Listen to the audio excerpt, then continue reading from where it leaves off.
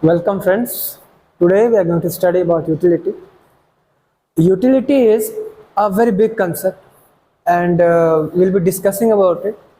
First of all, let us know what is utility. Utility is basically, it depends on a good and it is the ability of a good to satisfy the wants of a consumer. Like suppose you are a student and you need a pen.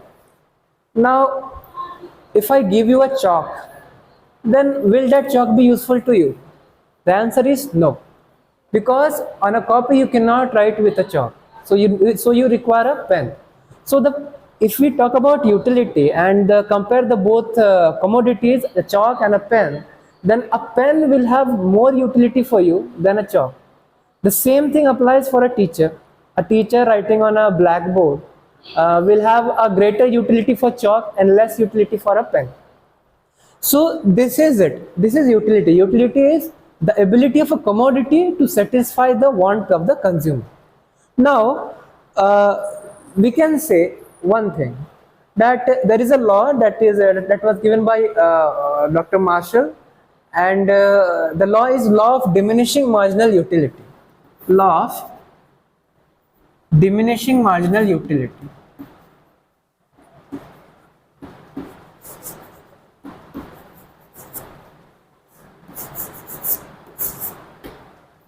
Now, what is marginal utility?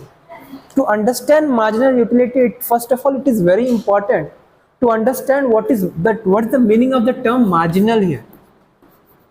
What is the meaning of the term marginal here? Now, the students from maths background will know that the word marginal, they must have used in AOD, that is application of derivatives, the section we study in mathematics. Now, now what is marginal? Marginal here means with additional consumption of one more commodity, one more unit of commodity, the amount of satisfaction that a person is getting. Now, law of diminishing marginal utility says that with increase in consumption of a commodity, the utility provided by that unit of commodity goes on decreasing with an additional consumption of the same commodity. Like, I would like to suggest an example here. Like, suppose a person is thirsty, or you may say that a person is hungry. Now, with the first glass of water that he is consuming, he draws a most of utility of it, because he gets too much satisfaction from it.